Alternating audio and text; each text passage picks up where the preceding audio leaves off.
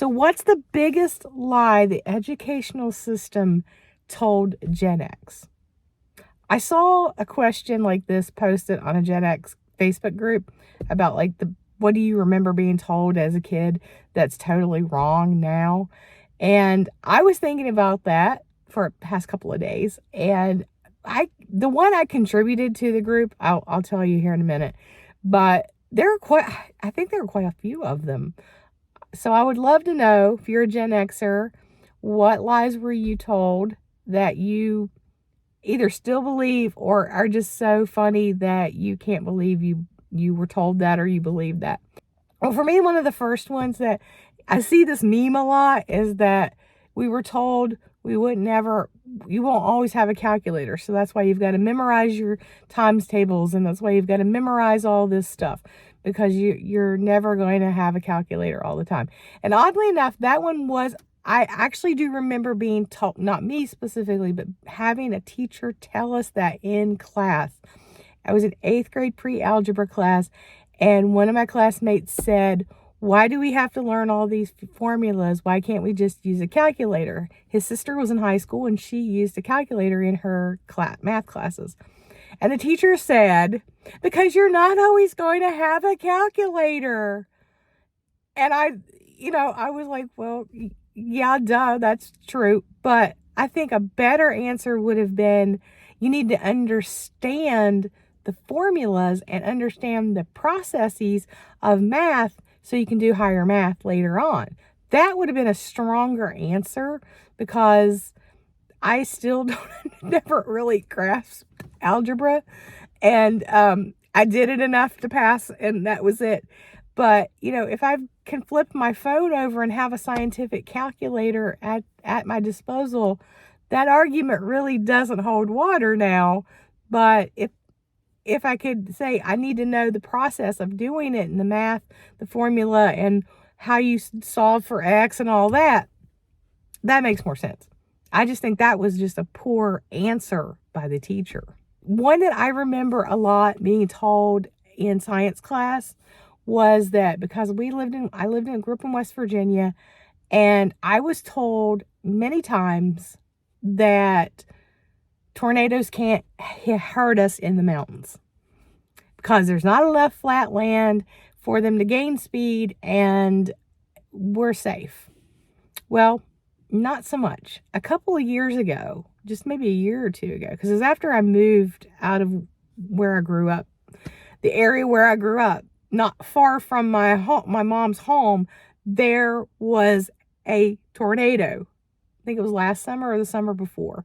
So in the area that we were told that would not get tornadoes, actually had a tornado touchdown. Verified and everything. And where I live now, across the river over in West Virginia, there was the lowest class, whatever the lowest scale number, tornado touchdown in like 2015 or 2000, around 2015, I think. And when that outbreak that happened, I think it was last summer. I don't remember, but there were quite a few. And then in 2012, I think it was 2012, the summer, we had that horrible derecho, which isn't really a tornado, but high winds, and it was destruction. We didn't have electricity for 9 days where I lived. So yeah, those things can happen even in the mountains.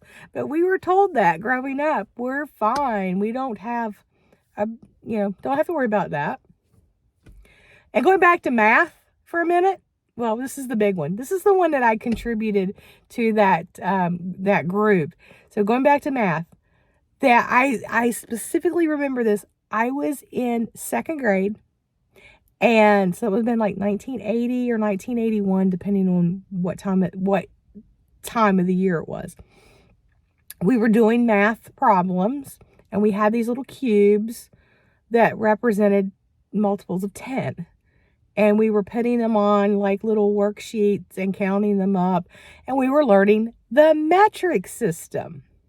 And I specifically remember my 2nd grade teacher, who I absolutely adored, saying to us, at second grade that by the time we were in high school, the U.S. would be fully on the metric system. Okay, so it is now way further from that I have been out of school to today than from when I was a second grader to when I would have been in high school. The years, like, there's way more years post school. And guess what? We're still not on the metric system. So yeah, what happened to the metric system? I remember that being a big push when I was in elementary school. I mean, we were all going to be doing the metric system, which honestly I would probably like a lot better because it's multiples of 10 and it's a whole lot easier to calculate in your head than pounds and ounces and everything else. Even though I cook, I do know ounces and tablespoons and all that, but still, metric system would be a whole lot easier, especially for calculating things quickly. So what do you remember? Do you remember things like that, like being in the classroom and hearing that, oh, you're not going to always have a calculator, or, whatever fun things? I didn't have a teacher say it, but I did have a classmate once say that he wore glasses because he sat too close to the TV. I was in kindergarten, and he was the only kid in class who had glasses. And I remember him saying it was because he got blinded, or he went blinded by sitting too close to the TV. That was like I remember that was a threat. And then, don't swallow bubble gum because it'll take 8 years to dissolve, or some crazy nonsense like that. Those were more like just urban legends or things that I think that our parents told us just to scare us. But those are fun too, if you remember any of those. Drop yours below, the craziest thing that a teacher or an adult told you as a child that was going to happen or wouldn't happen or whatever. Let's see if we can compile a fun list. So I'll see you next time. Bye.